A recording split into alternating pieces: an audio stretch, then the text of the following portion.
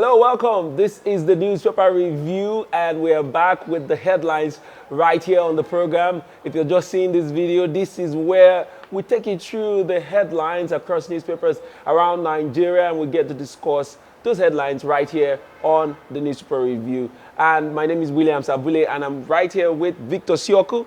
You're welcome. Thank you, thank you, Yes, thank you. together every other day we come here and we discuss these newspaper headlines. You're also part of this program, so don't waste any time. Drop in your comments and the reactions on the comment section, and also connect with us on all our social media handles. We're on Facebook as Staff TV, Instagram is Staff TV_NG, and on Twitter is Staff TV_NG. So connect with us on all of this platform so that you get up to date with our programs here on TAP TV. But moving away from that, let's go into the main business of today, that is going through the headlines, and we'll begin with the Vanguard newspaper for today, the 14th day in the month of July 2023. Uproar as Senate okays fresh $800 million World Bank borrowing as federal government plans 8,000 naira monthly palliative for 12 million poor households. NLC, TUC kick.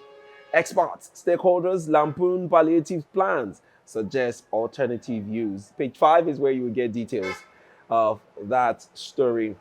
We look at other headlines still on the Vanguard newspaper here. We see Tinubu declares state of emergency on food security. Court stops Kano government from demolition of houses. You find story on page 27 and 12 of the Vanguard newspaper. Also here, Army Chief of Staff deploys troops to counter sit-at-home enforcers.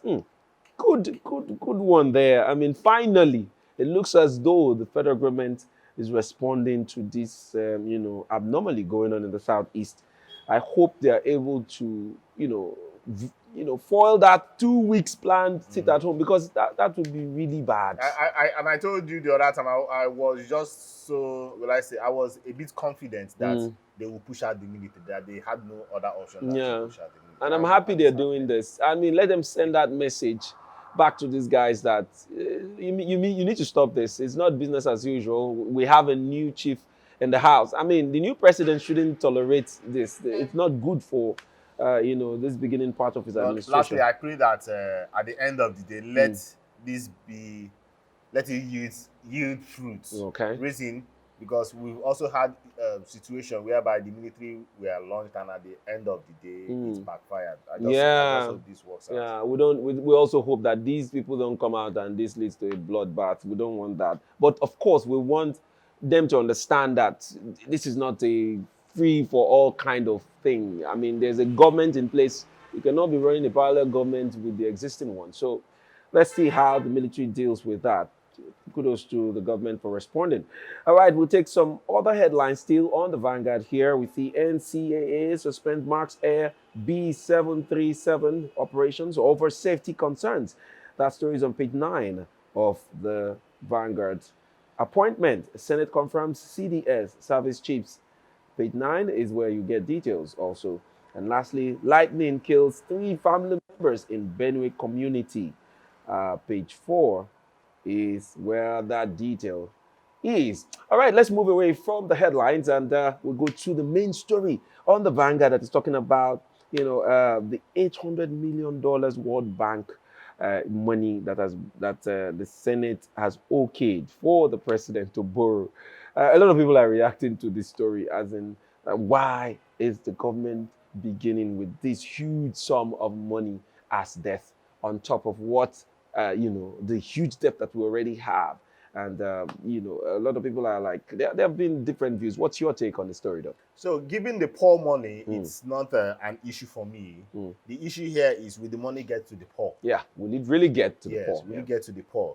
Knowing that in macroeconomics, the petroleum subsidy really dealt with giving palliatives to Nigerians, okay?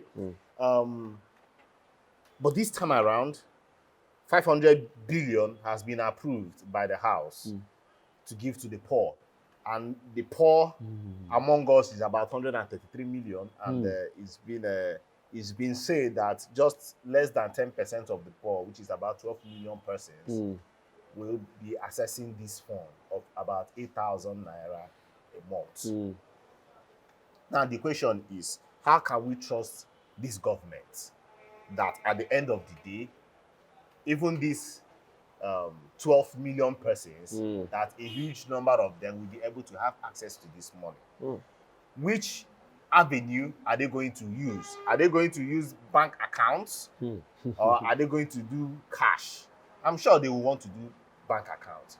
But now is these officials, these Nigerians, human beings that will do this job. How confident are we that at the end of the day, these human beings, remember the time of COVID-19, how some persons were calling you and calling me to bring my name and BVN, and money will be sent and it will be shared. You will give them about 20 or 25% of that money that will drop in your account. Mind you, these are Nigerians. So in many cases, these people we are talking about are not even politicians. They are just the ordinary Nigerians out there that want to use these programs to scheme people, to collect money and make money for themselves. Yeah, true. That aside, another issue here is that what will this money do for the poor?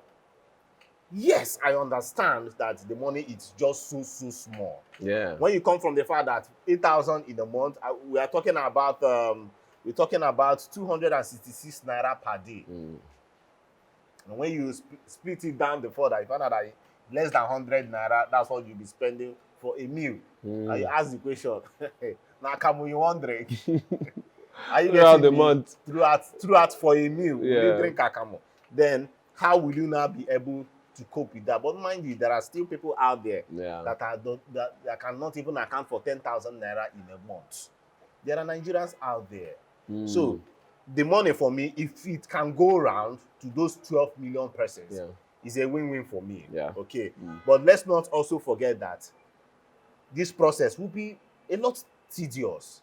And I'm not sure, personally, I'm not sure with the track record of this country and our civil servants, I'm not sure this money will get to the people. Yeah. Let's not forget, just recently, it's still recently, 3 years ago, that's in 2020, when there was lockdown, we had warehouses that belongs to the government, that foods were stored, but they got spoiled. Yeah. Some persons even used it as an avenue to campaign for 2023. So it's so bizarre that when at a point like this that we don't trust our government, we don't trust our officials. After all, too, during the election, which people carried out these crimes, it wasn't just all about the politicians. You had INEC persons out there, INEC staff, the ones that are lecturers, the ones that are minister of God, they collected, especially in River State. Yes. Let me not even go far. In River State, I know INEC staff that collected $100. The ones that collected $200. Yes. NYSC call members, even though NYSC came out to debunk it, but we know we saw some this even mistakenly leaked the voice notes and the videos to show that they collected these monies. So at the end of the day, we are the ones killing ourselves. Smart idea, I must say. Yeah. But will it now get so to implementation becomes the worry for many Nigerians. And then this is not the first program in this category. We've seen Shopee, we've seen other programs. Even that money. Yes.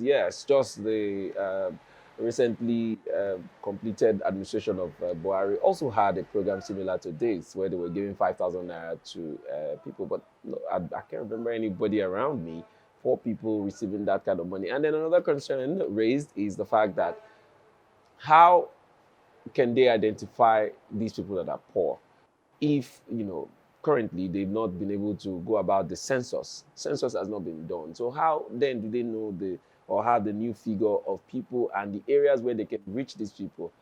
Can the government really go to rural areas where some of the people that you described will most likely be staying and say, okay, in this village, this old woman can no longer fend for herself. So she will be most qualified to get 8,000 naira every month. Or this young man that is uneducated goes to the farm, probably makes very meager money from whatever he gets. So he must, you should have the money. But we know how these things have happened in the past. One government official will use these funds to settle his boys and say, okay, you have people under you. Can you list some names? List the names and let's give them the money as a way of settlement. And we've seen these things happen again and again. So that's the worry. But if the government will be able to streamline a process of which this money can get to these people, well, it's an awesome idea. If they are really going to use electronic ways to send out this money, mind you, there is BVN out there. Right. So they can just benchmark it. This is about just common software. You can just benchmark it that you can find out that, okay, this particular person, this is the kind of transaction this person does here. Yeah. So that at the end of the day, let this money not also get to the rich people. But if they also want to use the community, our communities, especially when you go to the rural area, there is no how that our leaders, community leaders, do not know who is poor among them. But the problem there is that when these monies are being assigned to them, those leaders themselves might just take all those monies. That's the truth, because and form fake 8,000 naira that is meant for maybe 500,000 or 500 persons. Let's leave it at even 500. Let's leave the 500,000. 500 persons. 8,000 that is meant for 500 persons. That's a lot of money for one community leader to say, he gets greedy when the money is huge. And then he begins to devise means of siphoning this money. But let's see whether Bola Ahmed's government will succeed in getting it right for once, because other administrations have not been able to, reasonably, disburse this kind of funds. And the money is so huge, 50 billion naira to be disbursed. That's a lot of money. And please, lastly, to our viewers here, if you know that you have conscience and this money in one way or the other gets to you, and you know that the deepest part of your heart that you can do without this money, please there are more people out there. Please let it go. Nigerians are suffering. People out there that needs this money way more than you out there. Because the money is not big. This 8,000 naira is about 7 liters of fuel. About 7 point something liters of fuel. They're very small. You cannot even buy 10 liters of fuel for you anymore. So it's a very small amount, but we believe can be a huge amount in the hands of some very poor people. So please do well to help the poor around you. All right, let's move away from that story. We'll go to our next paper for today, and that will be the Nigerian Triple. Let's get into the headlines on the Nigerian Triple. We see here, Labour Party, INEC boss in war of words. Page 4 is where you will get details of that story. We also see here, Guinness World Record. My body failed me after 50 hours of giving massages. Joy Ijeoma. Remember the lady? I saw that laughing video. Yeah, she collapsed after she, did about 50 hours of her body massage thing. She was gone in for about, I think, 150 hours of massaging different people, and she could only go for 50. I don't know why there has been the challenge all over the place. People want to go and break the record. After Hilda Basi came on to do, I must say, an extremely wonderful Guinness World Record breaking attempt, and she won. So everybody has jumped on that bandwagon. We want to do our different attempts. But well, people should be cautious though. Don't go and kill yourself in the bid to try to break Guinness World Record though. But then Ijoma gave up. Thank God she didn't push any further. Yeah, and thank God she did not die. Yes. All right, we're moving with other stories still on the Nigerian Triple here. The main headline says fuel subsidy fallout. Tinubu declares state of emergency on food security. 500,000 hectares mapped out for use. National Commodity Board coming to review RS's food prices. President says security agencies will protect farmlands. All right, page 3 of the Nigerian Tribune is where you get details of that story. We also see here Emefiele charged to court, DSS. Why we suspended Max Air's Boeing 737 from operations, NCAA. EFCC arrests 13 Chinese nationals over alleged mining activities in Kwara. Lagos airport cable theft. More heads to roll as FAAN marks minor reshufflement. Remember the case? that story was absolutely ridiculous. Yeah. You know, and something that the government should. Now, thank God they're really digging deep into the matter. You know, a case because it's risky. You know, that has happened when a plane is about to land. It could lead to Yes. some crash. They will be unable to land. They, you know, stealing those you know, electrical aids that will help planes to land at the airport. I mean, such a country. Oh my I God. mean, such a country. All right, lastly, I'll take this headline. It's still on the Nigerian Triple. It says here, organized labor, NBF, Atiku orders kick over 8,000 monthly for 12 million household. Nigerians don't need cash distribution. Labor, NBF. It's an attempt to divert public funds, Atiku alleges. 8,000 naira palliative for households sub-optimal experts. Senate approves dollars, $800 billion. I beg your pardon. What I don't know. Nigerian Tribune is saying Senate approves $800 billion loan request from Tinubu. Well, that's how it's reported here. Okay. I don't know why the figures are, you know, trying to contradict what we've read earlier. But then, please go to page 23 of the Nigerian Tribune. That's where you get details of that story. Right away from the headlines, let's get into our discussion. Tinubu declares state of emergency on food security. Wow, interesting. What's your take on that story? I don't know where to start from. See, food security. Yes, there should be abundant. And mind you, food security or food itself can be an element of security. Yeah. Okay, if not well managed, Yeah. the country can be in a war. Yeah, true. Okay, so right now, what's the implication of declaring it under the state of emergency affairs? Now it means that the National Security Advisor will man over that aspect of the economy.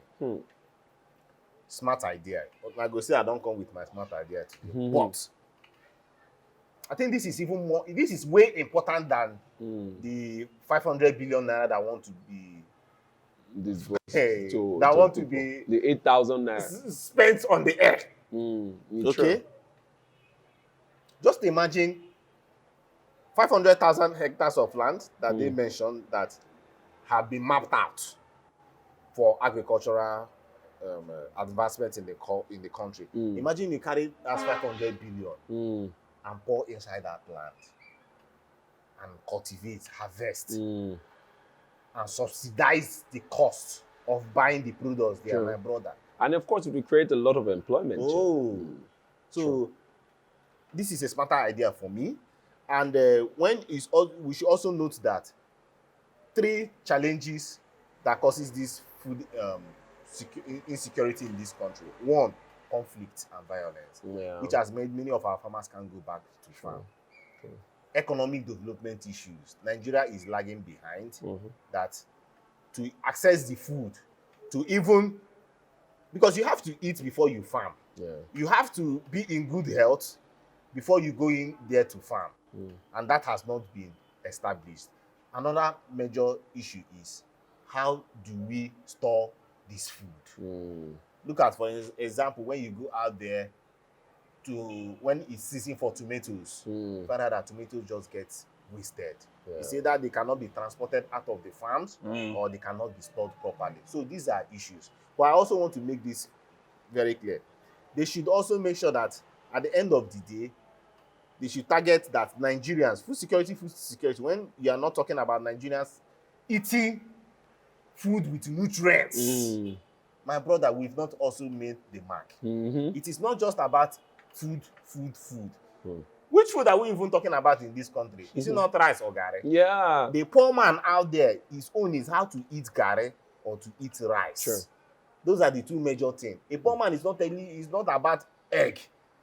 It's not about proteinous food as it stands. Even the so-called or the proteinous food itself are very, very expensive. Sure. Take for instance, egg. Okay? For every 100 gram of egg, you have 13% protein in it.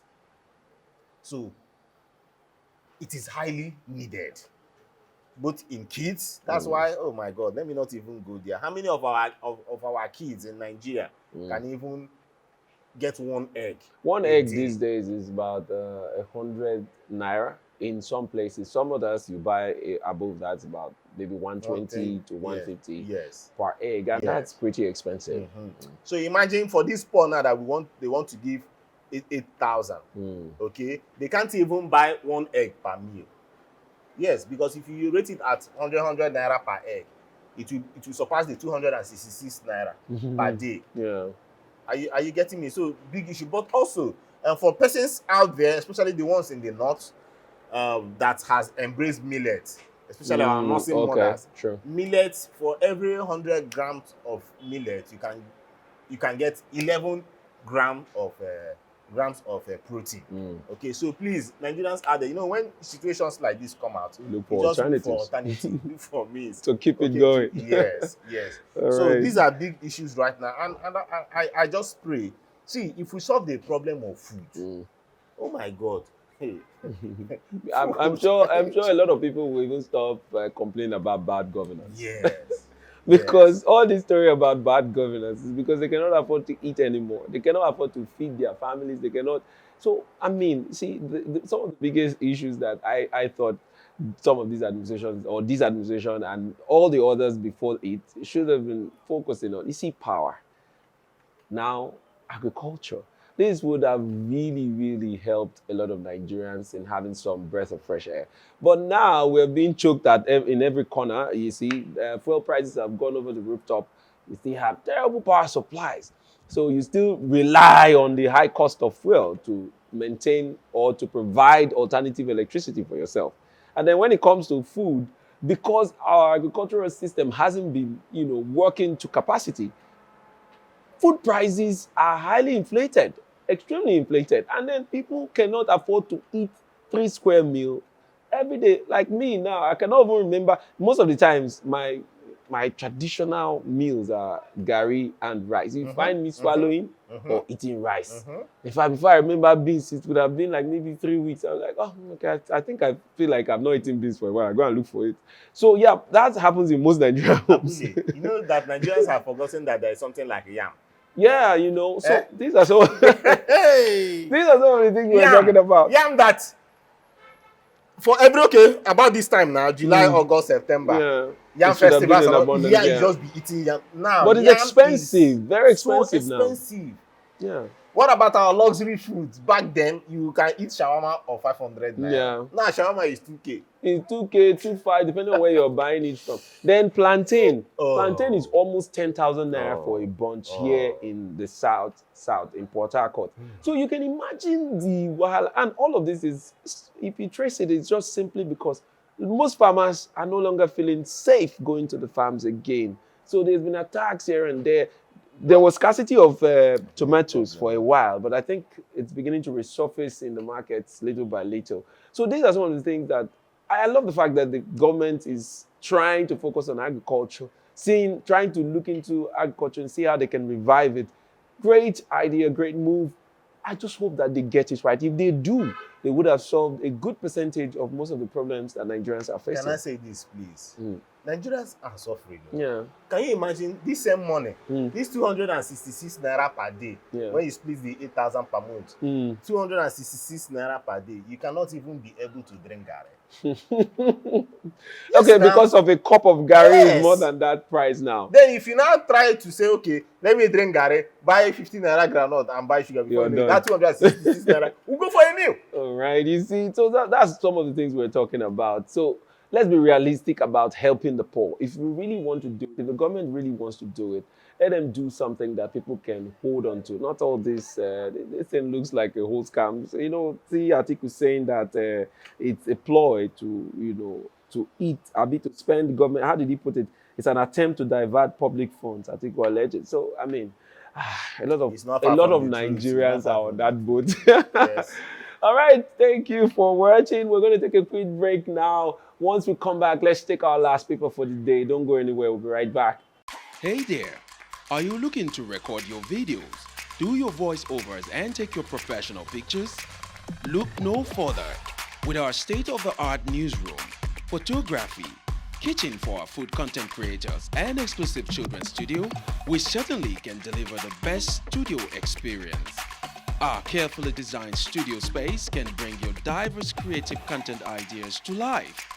We aim to consistently serve value to our customers far and wide. Come, let Tharv Media give life to your dreams. Tharv Media, a slice of infotainment.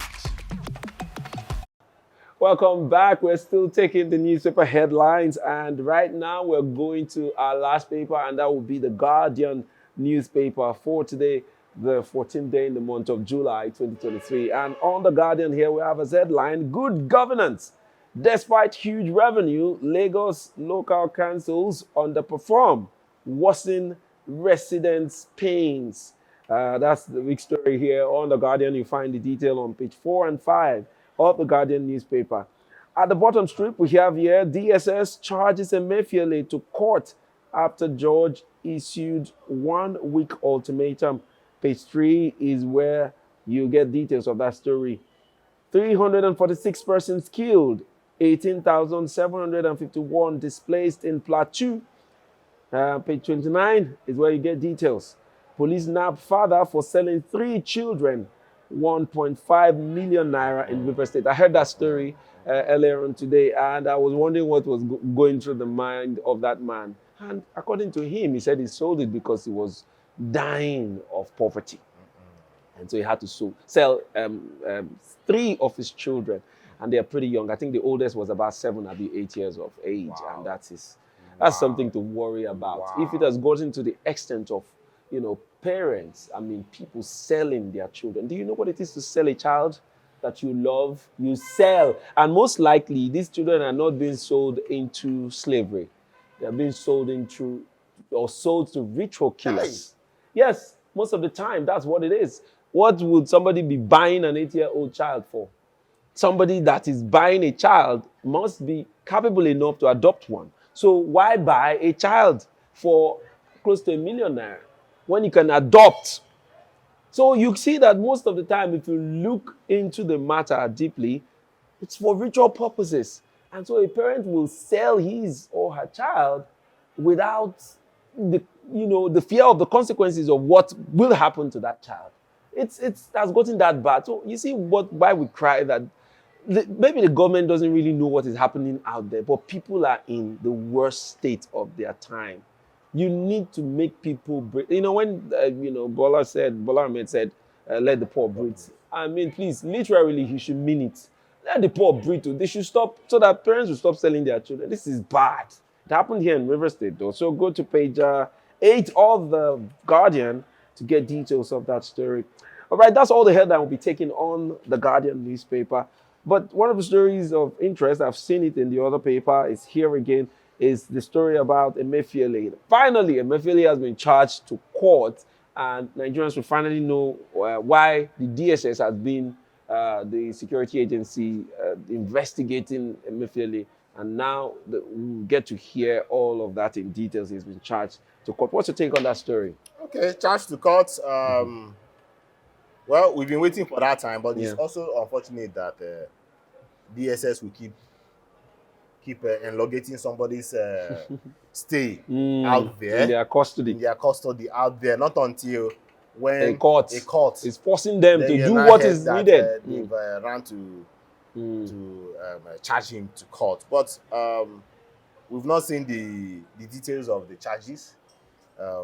One might say, charging somebody to court is also not, you might do that by not putting down the cases out there. You might still use it to buy time. So it's highly possible that they are buying time, they are still doing their investigations and all that. But I also have something to say about this, something a bit different about this, that the DSS head, the head of DSS, seems to be the one-man standing. That has not been, removed from his position. And you're wondering why, though? Yes, but I now see that, could it be that this is a planned work? Okay, because before Tinubu became president, he was there working for Tinubu, in quote, doing stuff that would favor Tinubu. Okay, and we are seeing it playing out now that he's being more like being paid back for his services. Okay, why would other service chiefs go down, police go down, customs, name Oh, them, you know, there was an overhaul of the EFCC, entire yes, and he's security the architecture. last man. Yeah. He's the last man standing. Yeah. But down to Emefiele, well, like the motivator will say, TAP TV motivator will say that Emefiele, as in he did more than what he was supposed to he do. overdid it. He overdid it. Okay, and we are feeling the impact. Well, in feeling the impact because he did not manage the economy properly. Look at just yesterday, we got the information that £1 is equals to 1,000 naira. Finally, it's hitting that number. Finally. Yeah. Look at how, because at the end of the day, we are the ones suffering it. We put in so much hours to work, and by the time you convert it, it means nothing. Amounts to almost nothing. It means nothing. So they've really crippled the nation, and Emefiele getting paid back by jail time or whatever. For me, it is not quantifiable with the kind of troubling and trauma and torture that has been put upon innocent Nigerians because of his greediness. Look at what happened in the forex exchange market. That it is more like news that he favored his own persons. That some people will make jest that if all you just need to do is just to know Emefiele. Once you know Emefiele, you become a billionaire in Nigeria because that they will allocate USDs or foreign exchange in the EIE market, and then you can now sell to black market and make so much profit out there. So it's so crazy. I don't know what Nigeria or the law will do if he is found guilty. Yes, right now he's innocent, but when he is found guilty, if he is found guilty, I don't know the quantum of punishment that he can get that will make Nigerians to feel better. Nigerians are passing through a lot. Yeah. It's just so unfortunate. Well, I think we want to say, well, finally, the DSS has really, pushed him to the court because Nigerians are really eager to know some of the charges that are leveled against him based off of the fact that, this Emefiele of a man was almost more popular than the president, Muhammadu Buhari, at some point because of some of his policies as he churned out during his reign as the CBN governor. But thankfully, we will get to know some of those charges in a very short while we monitor the case against Emefiele at the courts. All right, that's all we're going to take today on the Newspaper Review. I want to thank you, Victor, for always coming through. Thank you, sir. And to our viewers, thank you for watching. Make sure you stay connected to us here at TAP TV as we bring you very interesting programs lined up right here on the channel. Subscribe, turn on your notification, also share this video, like, comment. We want to know what you think about, the review program. Until next time, I come your way again. My name is William Sabule. Thank you for watching.